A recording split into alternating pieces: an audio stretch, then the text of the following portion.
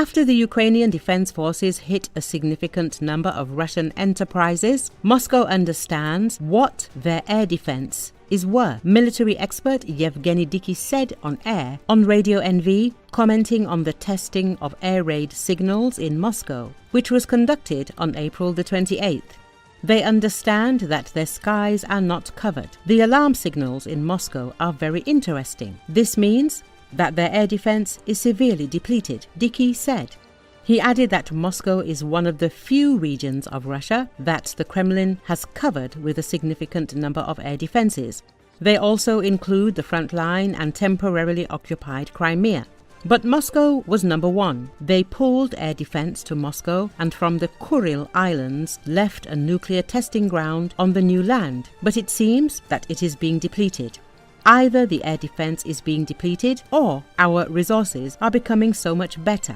And so Muscovites are starting to get used to what an alarm is and what to do when you hear it. We are waiting for the time when we will see Muscovites who are waiting out the next air raid alarm at Moscow metro stations, added Diky. Recall, in March, Ukraine launched its biggest drone attack on the Russian capital with at least 91 drones targeting Moscow, killing at least one person, sparking fires, closing airports and forcing dozens of flights to be diverted, Russian officials said.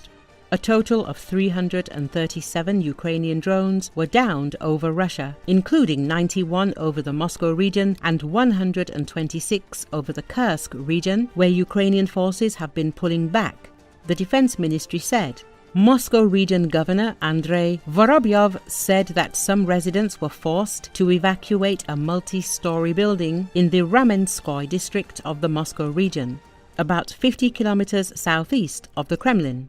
There was no sign of panic in Moscow. Commuters went to work as normal in central Moscow. Russia's aviation watchdog said flights were suspended at all 4 of Moscow's airports to ensure air safety after the attacks. 2 other airports in the Yaroslavl and Nizhny Novgorod regions, both east of Moscow, were also closed.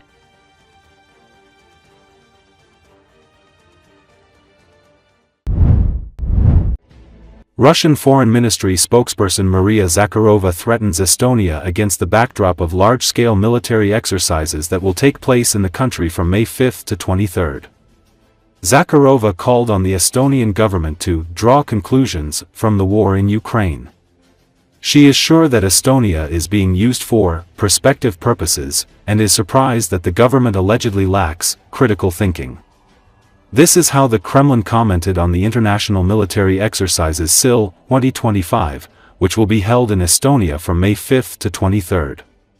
The main goal of such exercises is to test NATO units for their ability to respond to various external threats, as well as to practice the mechanism for the prompt arrival of NATO reinforcements.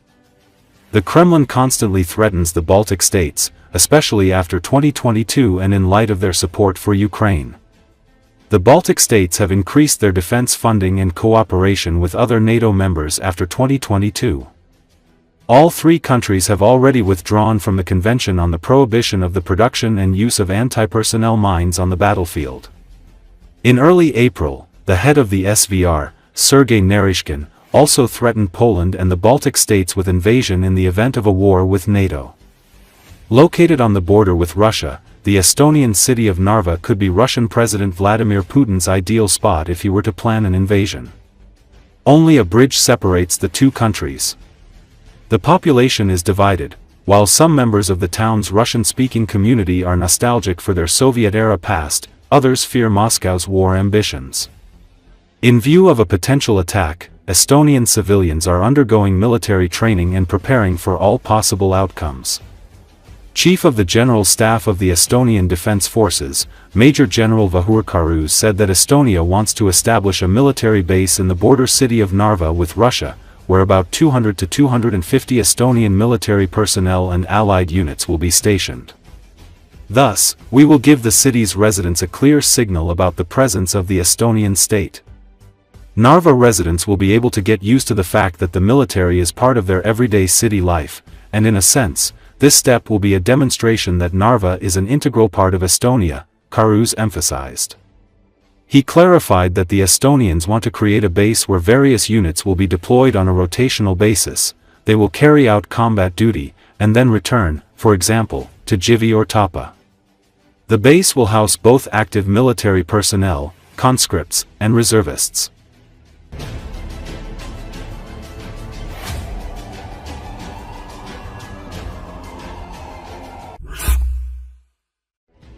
Russian President Vladimir Putin on Monday declared a 3-day ceasefire ahead of the upcoming 80th anniversary of the Victory Day.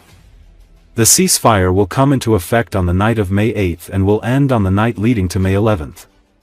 Under the ceasefire agreement, Russia will stop military actions and expects Ukraine to do the same. Moscow has also indicated its readiness for negotiations without preconditions. The Ukrainian Foreign Ministry responded to Putin's proposal for a ceasefire. Posting on X, Foreign Minister Andriy Sybiha stated that if Russia truly wants peace, it must cease fire immediately and not wait until May 8. Ukraine is ready to support a long-term, lasting and complete ceasefire. And this is what we have been constantly proposing, at least for 30 days, Sybiha wrote. Ukrainian President Volodymyr Zelensky has not yet commented on Putin's proposal. It should be noted that Putin's proposal for a temporary ceasefire came hours after U.S. President Donald Trump said he believed Volodymyr Zelensky was prepared to give up his claim to the Crimean Peninsula as part of a longer-term truce deal.